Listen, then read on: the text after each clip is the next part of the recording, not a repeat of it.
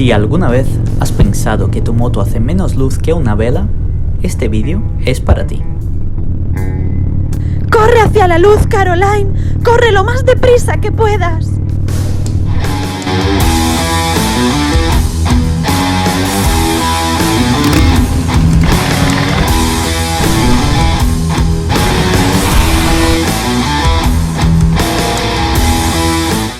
Algunos os preguntaréis si os voy a recomendar las luces de Xenon o quizás las famosas luces LED. Pues no, por un motivo más que evidente. Lo que he hecho en este vídeo es algo más sencillo.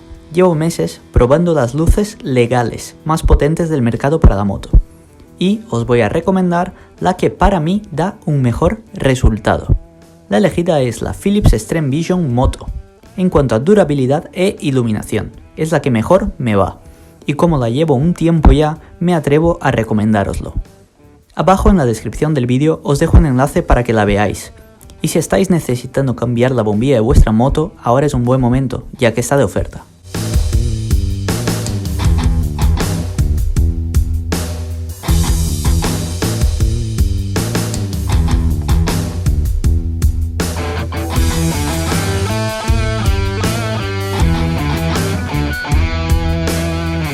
Es muy importante ponerse unos guantes antes de tocar las bombillas.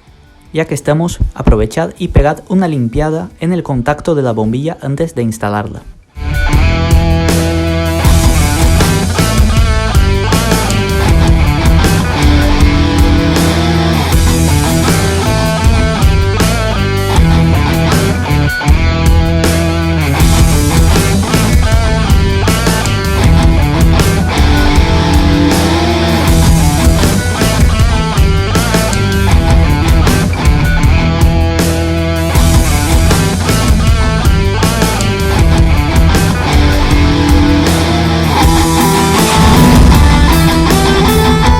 Este es el antes y este el después.